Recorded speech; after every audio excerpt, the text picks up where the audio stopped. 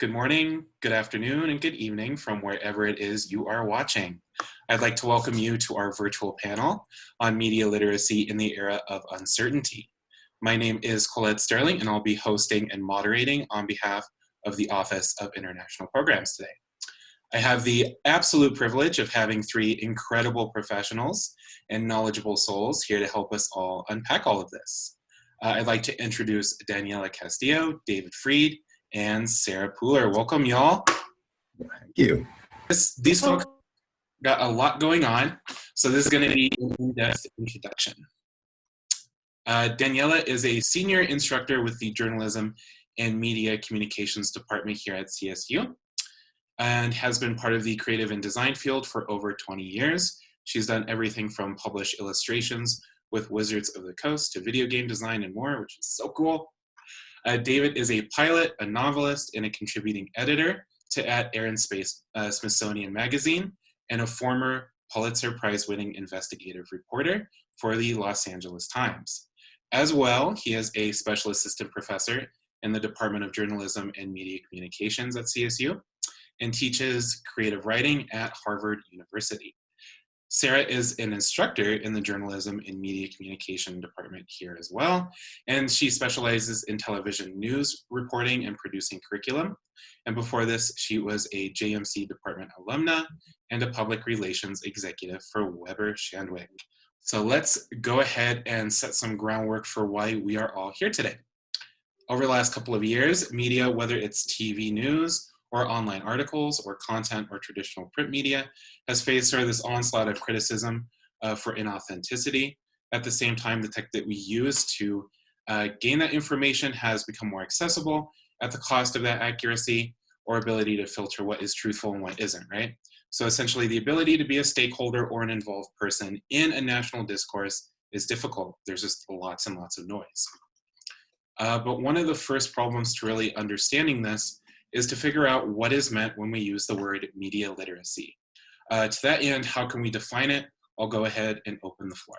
Well, news literacy, by my definition, is understanding the source of the information and synthesizing its veracity. Once upon a time, as recently as probably the 1970s, we relied on the gatekeeper theory of journalism. I have to fall back on my media ethics class that I took as an undergraduate at CSU. Back in the day, you had a small select group of people, principally white males, editors, news directors at the major networks, who would decide what constituted news. Today, with the advent and rise of the internet, and cable television, there is no such thing. We have news sources by the tens of thousands, and ultimately it's incumbent upon the consumer of news to determine these days what is true and what is objective. And so to gain news literacy is to, I think, come to understand that we are all of us, in essence, gatekeepers today. We all of us are editors. There's an actual formal definition from the National Association for Media Literacy Education. It defines it as the ability to access, analyze, evaluate, create, and act using all forms of communication. So what does that mean in human terms? I think it's, for me, it's question what you watch, hear, and read, right? And that's everybody. That's from those who are creating. And that's what we're teaching our students, how to create news and consumers, what you actually see. And it's hard. It's a challenge, but I'm so glad it's a discussion we're talking about it, because, there are generations that don't know what this is, right? They believe everything they see, but now it's so much a part of our curriculum. What's going on in the world dictates that we actually question what we're hearing. And bringing it down to a really practical level, when I think about news literacy, just in the classroom, the hands-on part, for me, it's a lot of like really being able to help the students differentiate between real news, hard news, facts, and opinion, and understanding that the pundits sometimes that are sitting there telling you things are as much as they are very well informed, sometimes it's just an opinion. And I have, one of the things that I have noticed with the young ones, especially, you know, the incoming freshmen, is that they have a really, really hard time discerning between news, facts, and opinion. What I'm hearing too is that there's a generational shift in understanding how to consume media, but it's also a little bit more difficult, and there's a little bit more of a responsibility on the individual to filter what there is, right? I think, you know, someone once said that journalism is the first draft of history, and oftentimes the reporters can be faulted for making mistakes, and you know, in trying to get the story out first. You know, that's another part of the evolution of the craft of journalism. Back in the day, before you had this sort of need for immediacy, reporters could take their time and could make sure and could double check their facts. And now today, the typical, even a print reporter is obligated to not only write their stories for, you know, to be published online immediately and for the next day, but they have to, you know, they have to be on Twitter and various sundry other platforms. And in that process, I think things can oftentimes be misconstrued, and a consumer who's not news literate will look at the mistakes that a reporter makes inadvertently and assume automatically that there is some subjectivity, you know, on the part of the reporter, or on the part of the news organization the reporter works for. Bias in a news organization is a pattern of behavior. It's not simply one reporter, you know, making a factual mistake, or perhaps inadvertently, or maybe even otherwise, interjecting their opinion in the story. You know, again, it's a function of the consumer of news making that determination independently as to whether or not that news source is credible or otherwise.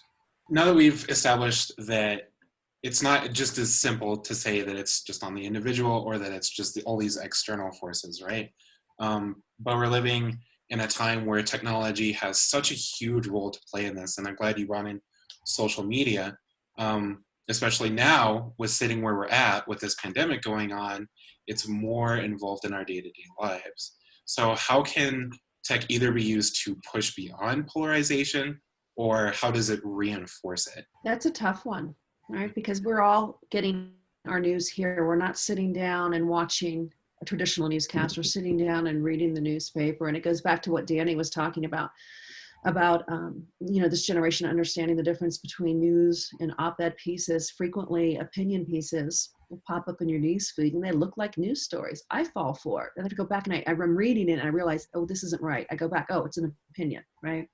It's an op-ed. But in this world of instantaneous communication, right, it's a matter about, I think it's about slowing down and reading something. If you see something that strikes you as interesting, you know, I challenge students, I challenge anyone to go to the actual website and look at what else that organization is reporting about on that day. What other stories has that reporter written?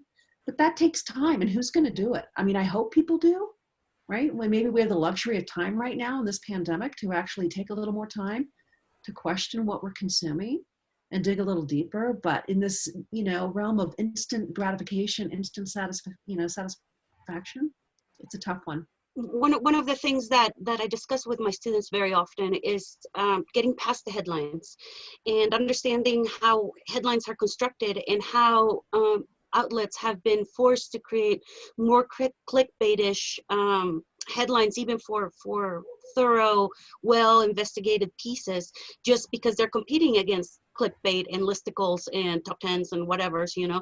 And the students really understanding that behind that lead, behind that title, whatever, there is a meaty part, and then there's a part where they have to go and see, okay, what are your primary sources here, who are they interviewing, and really trying to discern where this is coming from. And again, like David said, understanding the concept of bias, and understanding the concept of bias at a systemic level, not so much as a personal level from a reporter or individual, but as a systemic level from news organizations. And I think that for students, it is extremely hard, I think, to get past that just reading the headline and having a knee-jerk reaction, right? And then posting it and sounding all, you know, outraged about something that they're reading. And I'm like, did you actually read the article, and did you actually understand where the article is coming from?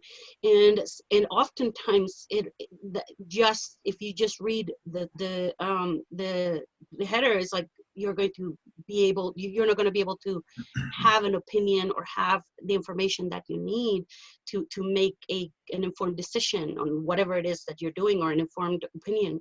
The other caution I think here to offer is that all of us are not merely consumers of news. We're also, all of us, news producers. And so oftentimes you'll see a story that is fallacious or is half reported, or perhaps in some cases even malicious. Perhaps it's even propaganda. Somebody reads it and winds up, without really considering the source, without really considering, whatever objectivity or lack thereof might be in that story, they blast it out to their friends on social media. We're amplifiers. Yeah, and then the next person blasts it out to their friends, and pretty soon you have a rumor or a lie that has been spread exponentially, literally around the world. And the proverbial toothpaste is out of the tube at that point. What do you do? So it's really, really, I think in many cases today, there's a need for immediacy and constant immediate gratification. I think, as Sarah pointed out, it's really, really important, if you really value the objectivity in news reporting, it's really, really important to step back, consider, whether or not the information that is included in that story has been verified from legitimate sources. It's also really important to consider the platform itself. There are many news organizations that, quite frankly, are much more trustworthy than others. All of those kinds of considerations have to go into the mix before you determine whether this is a story that you are inclined to believe, the provisional information that's included in that story, and secondly, whether you are inclined to share that information with others. Yeah. Colette, we have an important job. We're charged with training journalists. We're charged with teaching, students how to go out there and to not create this polarization, right? One thing that it comes to mind, there are examples every day. One today is Pompeo talking about what happened in Venezuela and saying that the U.S. they don't have knowledge or direct knowledge. It was one or the other, right? And so what we're charged with is teaching reporters to say, if they say they don't have direct knowledge, challenge that. What does that mean? Right? What do you mean direct knowledge as opposed to knowledge? You either knew about it or you didn't, right? So that's our job. So not only to teach students about being critical of what they see in the media, but actually being those reporters. We've got everybody with a cell phone thinks that they're a television reporter, right? That's a problem because that goes out, right? And they're not trained. And we have an important job. Really important job. That's an excellent point that you just made, Sarah. I mean, in the sense that when you're a reporter, one of the first lessons that you learn on the job is to be cynical. Right. There's an expression in journalism: if your mother says she loves you, check it out. You have to assume that people lie. I mean, I've often heard that a news story and that a reporter are only as good as their sources. Oftentimes sources will provide information that they have an agenda, and the information is not objective. So it's really, really important that you take with a grain of salt and look with a wary eye at literally everything, even the news sources that you have come to value. You can't take at face value that what you are being fed that day in that moment, that provisional bit of information that is the typical news story, that is going to be the whole truth, if there is such a thing. You just have to be very, very cautious. And going back a little bit to what you were talking about earlier, Dave, about making sure that we teach these students to question everything, to look at credible sources. I think it even, for one of our hardest jobs is to take it even one step further, which is actually busting people out of their echo chambers, because you can't get them to look at reliable sources if they just go in it thinking that the reliable sources already have like this agenda to whatever. It doesn't matter on which side of the spectrum you are, right? And I think it's one of the hardest jobs that we have with students, even before you start teaching them how to question and how to, like, you know, be cynical and whatever. You have to bust them out of that echo chamber that they grew up with sometimes, you know. I've had students that have come up to me after class, and they are like, thank you so much for showing me things like NPR. Like, in their family, they have never listened to NPR or understand the, you know, like AP, like news source, just facts, no opinion, just facts, right? And teaching them about the news bias chart, you know, and understanding like where everybody's coming from. And once you were able to bust them out of their echo chamber that they grew up with sometimes, or that they're involved with for whatever reason, then you can start teaching them to question everything, right? But sometimes it's really hard to get through that. And I've had students push hard back on that, hard, which I actually really appreciate, because it makes my job very interesting. I think Danny and David, you both touched on some interesting things, right? Because there's, and Sarah mentioned it too with social media use, especially, right? There's multiple barriers to access. The first is the student's own disinterest in pushing further, right? And then you have to bring into account trustworthy sources, trustworthy news sites. But especially on social media, algorithms reinforce those echo chambers. So how can a student even know that their social media, especially if they're not a journalism and media communication student, or they might not be taking your courses, right? How can they know that these echo chambers exist, especially on social media, when algorithms are reinforcing everything that they want to see? Well, we teach them that. We teach them not to, you know, not just to rely on their news feeds. I mean, we see that all the time, right? I mean, it's not even just news, right? If you click on an ad, the next thing you're going to see in your feed is you know, 1,000 ads, right, from that company. So it's I think we have to teach the students, you know, who are the sponsors behind what we're reading, right? And again, it requires people to slow down, just to slow down. And that's really hard, because I teach television reporters. You know, in our, you know, back in the dark ages, we would just, you know, produce for 1 or 2 newscasts, but now they're actually out there videotaping a story, a news conference, they're tweeting about it, and they're trying to listen and interact with the presenter at the same time. So they're doing 3 or 4 jobs right at the same time. But it's a matter of getting people to slow down, and you've got to push, you know, the back end, the producers, the people who are in the case of television news, who are at the station. Hey, I can't report that yet. I can't verify that yet. And then as a consumer, you've got to slow down too. And if you really want to kind of take a stab at what's out there, go somewhere where you're uncomfortable. If you're an avid Fox viewer, go to CNN. Look at the same story there. You know, go to NPR, go to the Wall Street Journal, go to other places where the same news is being reported, and consume it. You know, go beyond the headlines, like Danny talked about. Go beyond your news feeds.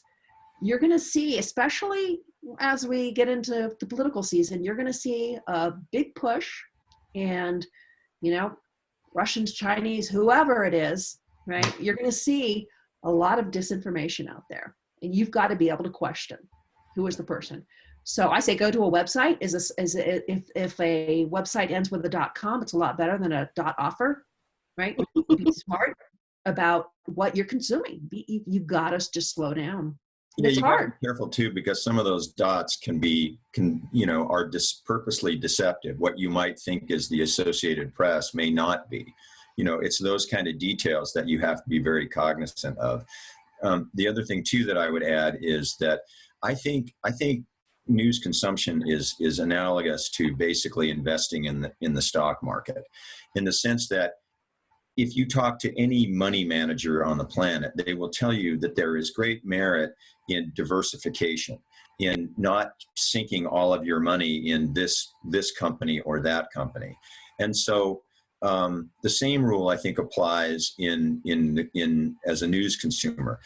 You know, to Sarah's point, it's like, get out of your bubble, look at different sources that you might not inherently align with, and synthesize that information.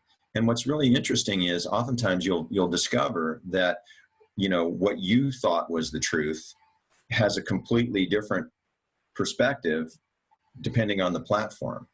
And it's up to you to decide where. I mean, there is no such thing as a literal truth ever, but it's really important for you to decide what comes close to the truth and to act accordingly. And Colette, you were talking about, like, what do you do, you know, for students that are not taking art courses, right? Or, you know, that are not directly involved with journalism. I actually think that this is a bit of a conundrum. It's a bit of a problem that has to be addressed even as early as middle school. And students need to be taught very, very strong media consumption and critical thinking very early on. And I know that some schools are doing a better job than others, because I can tell with my students, like certain students that come from certain schools or certain school districts have a much better curriculum in that regard.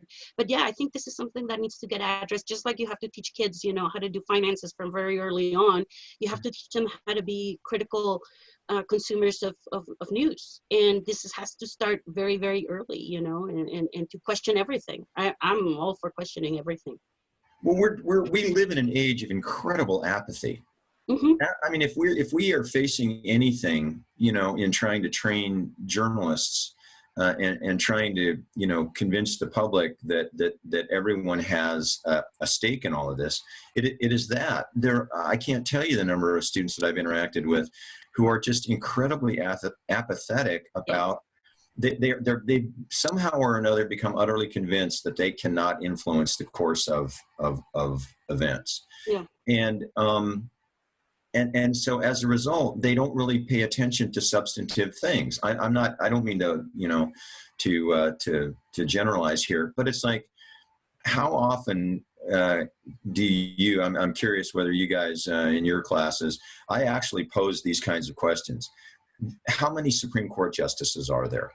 Versus what were the Kardashians doing this weekend?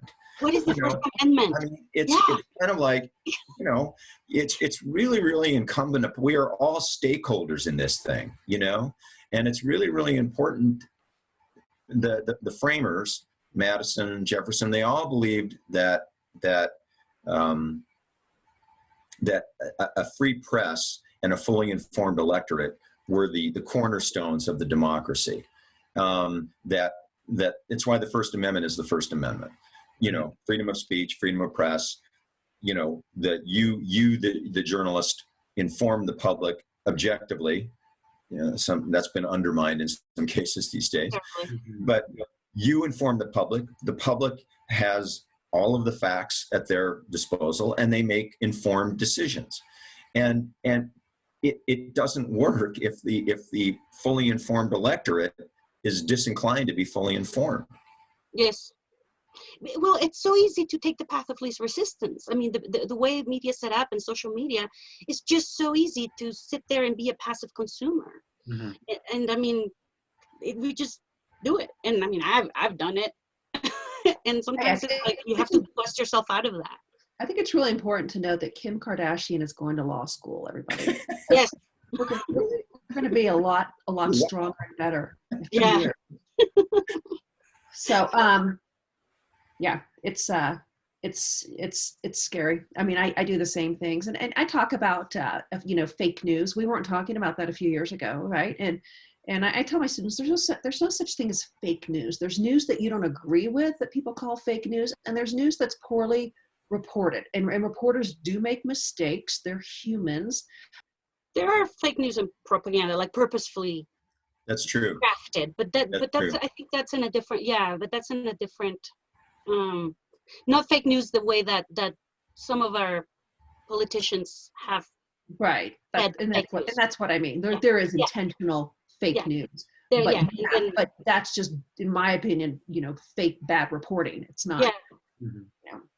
Yeah, but I do think the stream has been polluted, so to speak, by a lot of those outlets that really have a subjective agenda to try to influence public opinion.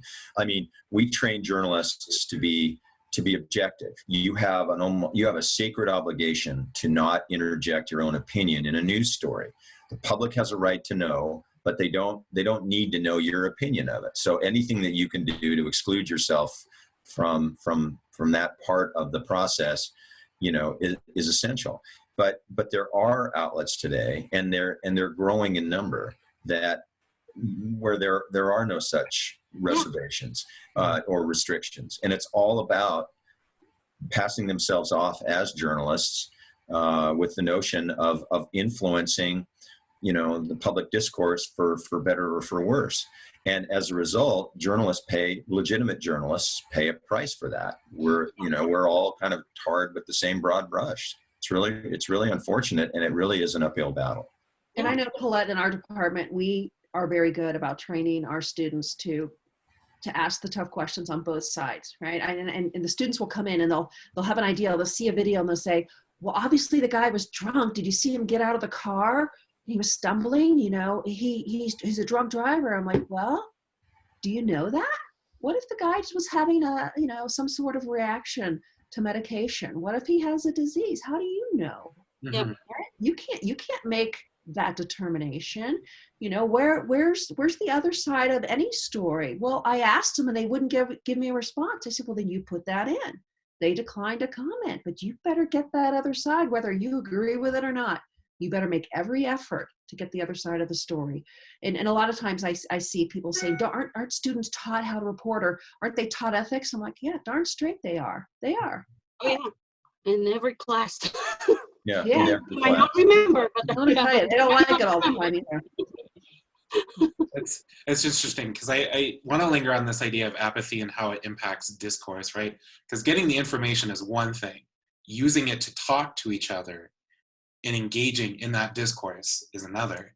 So how can students spot the difference between someone monologuing versus someone engaging in dialogue, or having the intent of engaging in dialogue? Dialogue is not in the comments section, right? Mm. That's not truly getting in a fight with somebody in the middle of Wisconsin over something political is not really a dialogue. It's just voicing your opinion, right? I mean, some people, I guess, might call it a dialogue, over social media. I don't think it is. You don't even are know you if being they're talked actually to in or talked Wisconsin or at? China. Right? I mean, yeah, is someone talking to you or at you? Right? Yeah. Right? And that's where you get, with these talking heads on television. Again, sort of my perspective.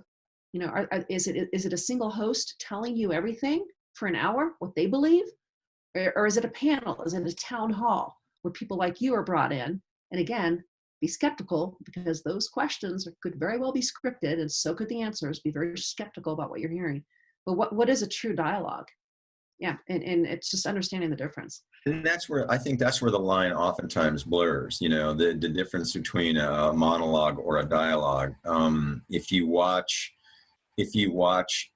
television news, if the television cable news, whether it be Fox News or CNN or MSNBC, in the evening they have these talking heads that come on, and they all have their own agendas. And for the unsophisticated consumer of news, it's difficult to discern whether that person is posing as a journalist or that person is simply making commentary to buttress their own beliefs, their own political beliefs. And so oftentimes, you'll hear people complain about bias at like say Fox News. Well, the reporters there are biased because, Laura Ingraham and Sean Hannity, and it's like, but if you watch Fox News, and I do watch Fox News, and listen to their reporters that are not the so-called talking heads, there's a really good chance that is a legitimate journalist. They're asking legitimate, hard questions without regard to political fear or favor. And so I mean, does Fox News have an organizational bias? I think there's no denying that. Does MSNBC have an organizational bias? There's no denying that either. But again, I mean, I think in those environments, you do see individuals who are attempting to engage in a dialogue rather than a monologue. And ultimately, I think a dialogue is what a reporter's objective should be. You know, that you're not excluding one school of thought over another. You're simply bringing information to the attention of the public and letting the public decide what is the best course of action. In order to respect y'all's time, I think we should start heading towards wrapping up. But I think it's important to leave students or those who are listening to this video, this panel, things to pay attention to as we get closer to the fall, because I think the weight that is placed on that is immense, especially in being informed and critical. So I'm going to open the floor to whoever wants to start first. What should students know moving forward? I think you have to check your emotions, right? And be smart. Be a smart consumer. We've talked about this a lot, but is something getting me riled up, right? Go back to your facts. Go back to, who are the unnamed sources? Does this reporter or what I'm consuming, every time I read it, is it filled with unnamed sources? Why is that, right? If you're looking at an image, question whether or not that image has been photoshopped. Is something too good to be true? Does it sound too good to be true? Question it, right? Do a Google reverse image on something if you're questioning it. Again, look who else is reporting the story. How are they reporting the story? Just I keep going back to this. Just slow down. Go to a couple other different places to see the same news reported. Right? Go to a couple different places. That would be my best advice. I tell my students to be curious. Like, just be very curious, question everything, but be very curious, and don't be a passive consumer. It's like just the same reason that you go and search for certain things on YouTube or TikTok or whatever, the things that you're interested in. Make it your task to say, all right, I'm gonna do my half hour of fact checking or just be curious. Go see, like, okay, why is this happening? And don't just, and the really important one is don't just look at national news, which is something that is really, really easy to do if you consume passively. Like, all you get is mostly national news. I say, go see what's going on outside the United States, learn from what other countries are doing, and it'll show you some of our weaknesses is in the media in general. It'll show you like where we're not reporting. Go see what Le Monde in English is reporting, and you'll see some news that we're not saying here. And that's when they go like, what? This is happening? Yeah. And I also think it's important to be mindful of the fact that journalism is provisional. News stories are provisional. They are subject to change, and it's really important, especially like on a big news day where you've got a big breaking story, breaking news. It's really, really important to recognize that there is a certain tentativeness to that reporting and that it's subject to change. So, as we move forward in like this political season, as we get toward the presidential election, politics are a contact sport, and there will be a lot of mud slung. Yes. And it's really from both sides. And it's really, really important, again, if you value your vote, if you value your participation in the democracy, if you value your role as a consumer and as a producer of news, it's really, really important to weigh the sources of those news, to take a deep breath, to slow it down, and to analyze with a critical eye the way a news reporter would. Mm-hmm. I think we're going to see a lot of tweets coming up in the next, 6 months with the election, right? And these are going to be past tweets and past communication. Well, don't take them for face value. Go back and look at the context, right? What was, when there's a quote, when there's a tweet, whatever what was said, go back and look at the context, right? Because that can be pulled out. Any kind of tweet from either side can be pulled out and taken out of context, right? And you got to ask, what was this in response to? It fits this story right now in today's headlines, but what were they talking about 6 months ago when they were, interviewing or Kavanaugh? Put it in context, right? Go dig a little deeper. Can I say one more thing too? I think it's really important that people ask themselves what is relevant to their lives. Yeah. Is what the Kardashians did this weekend or what Carly B did this weekend relevant to your life? Or is that, that decision that the Supreme Court, that controversial decision that the Supreme Court issued last week, will that affect your life or the lives of your loved ones? I mean, it's really, really important, I think, that you step back and look at the information, the avalanche of information that's coming at you from all sources, and ask yourself what of that avalanche is relevant for my purposes. Yeah, I tell my students, it's like the most important thing is check in with yourself. Cardi Really, B, like, I'm sorry, I yeah, should have said yeah. Cardi B. But like check in with yourself and see what your true values are, and don't think about today or tomorrow. Think about in 5 years from now. Think about your goals in life and say, okay, you might not be thinking maybe 10 years from now whether you're going to have kids or whatever, but think about the type of job that you will have.